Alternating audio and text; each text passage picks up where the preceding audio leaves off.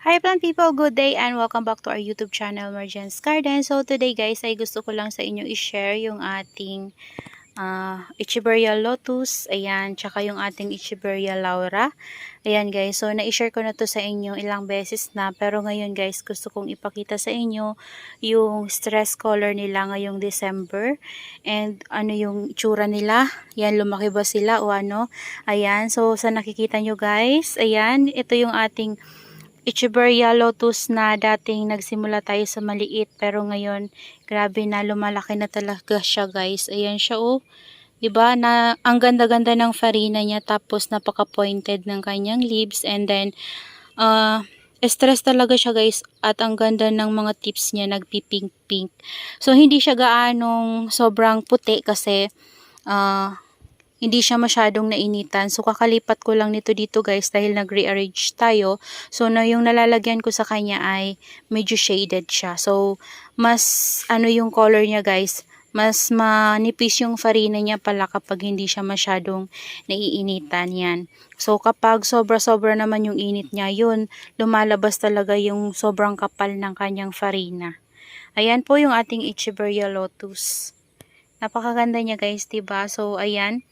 Hindi ko na yan guys niriripat simula nang iripat natin dyan sa pot na yan na malaki. Ayan. So, ito naman yung ating Echeveria Laura. Yan. Or white one.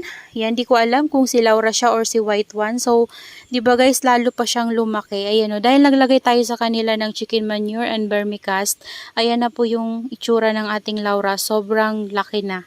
Yan. Meron siyang mga small leaves na nagtubo dyan. Pero, ayan o. Mga maliliit siya pero yung mga sumunod naman sa kanya ay palaki na talaga guys oh. Ayan, palaki na siya ng palaki. Yan, tinanggalan ko na rin to guys ng mga dry leaves kasi nung nag-rearrange tayo ay nagtanggal ako ng mga dry leaves sa kanilang lahat. Ayan, dito naman, dito ko nilagay yung ating isang mafarina din to guys. Ito yung ating blue cloud. So, hindi na masyadong malaki yung mother plant kasi ang dami niyang babies guys. Ayan. Ito nga guys oh, medyo naano ako dito sa baby niya kasi nagaano siya, nakikita ko para siyang may nagba-variegate. Ayan oh. Pumuputi siya. Hindi ko alam kung variegation yan o ano. Pati dito guys, ganun din siya oh. Yan. Ayan. So, yung napaglalagyan ko naman ito guys, ay hindi naman siya nainitan ng sobra. Morning sun yung natatanggap nyo dun. Pero kapag afternoon, wala na kasi natatakpan na siya ng mga succulents galing sa itaas. So, ayan. Yung ating blue cloud. Ayan. Tinanggalan ko na rin yan guys ng dry leaves. So, meron pa rin ng dry leaves na natira. Pero hayaan na natin. Ayan. Dati maliliit pa yung babies niyan. Pero ngayon, palaki na rin. So, hindi ko hinihiwalay sa mother plant para kapag lumaki sila, mas cluster sila tingnan, mas maganda, 'di ba?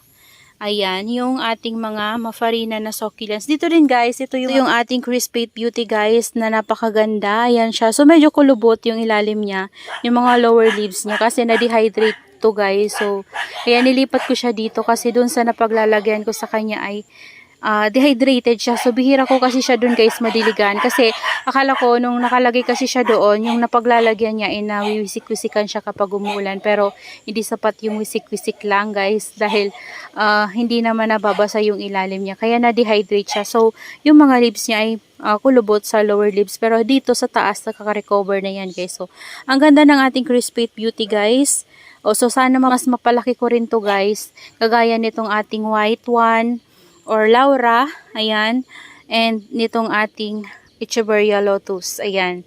So, ayan guys, ang care tips ko sa kanila ay hindi ako masyadong nagdidilig dito sa ating mga succulents na to. Yan, lalo na tong mga big pot, ayan, hinahayaan ko lang silang dry kasi kapag kailangan naman talaga nila ng water guys ay makikita nyo naman yan dahil nagda-dry yung kanilang leaves sa lower leaves. So ito ganun din guys yung ginagawa ko sa kanila.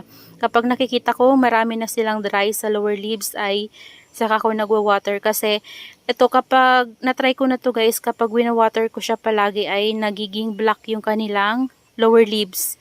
So ibig sabihin nun ay overwater siya. So, kapag nag-block yan tapos malambot, nagtutubig, overwater siya. So, kadalasan nangyayari to dito sa aking Echeveria Lotus kapag winawater ko siya ng marami. Kaya naman kapag nagwater ako sa kanya, kunti lang talaga. So tama lang yung binibigay ko sa kanyang water. And bihira ko siyang diligan. So minsan, once a week sinasama ko siya sa pagdilig ko sa once a week, pero bibihira guys. Hindi gaano kasi malaki nga yung pot nito. So ganun kasi yung napapansin ko sa ating Echeveria lotus, nagbablock yung kanyang leaves kapag nasobrahan siya sa water. So mas maganda na uhawin natin siya. So, hindi siya mapapano kapag nauhaw. So, napalaki ko siya ng palagi siyang nauhaw-uhaw. Ayan. Ito din, ganoon din guys. Yan, mabait naman guys yung ating Laura. Kaya lang, kapag nasusobrahan din siya sa water, ganun din yung nangyayari sa kanya. Kagaya nito. Kaya, mas recommended ko sa mga beginners na itanim nyo yung inyong mga succulent sa mga small pot.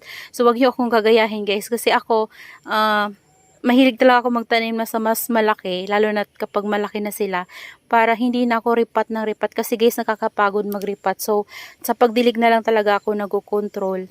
Ayan, so mas maganda kasi kapag mas nasa malaking pot na sila, kasi hindi ka na ripat ng ripat, kasi nakakapagod naman talaga yung palaging nagri-ripat. Pero ayan, kung kayo po ay nahihirapang magbuhay ng succulent, so mas maire-recommend ko po sa inyo na gamitin nyo po yung small pot lang. Yan, para hindi nyo sila mamatay at hindi sila ma-overwater. So, madiligan nyo man sila ng marami, hindi sila ma-overwater kasi kunti lang yung soil nila. So, kapag ganito kasi malaki, marami din yung soil nila, kaya mas mabilis silang ma-overwater dahil mas marami yung soil and malalim yung pot natin. So, ayan guys, that's all for today's video. Yan, I hope you enjoy watching and see you on my next vlog. Happy gardening everyone. Bye-bye!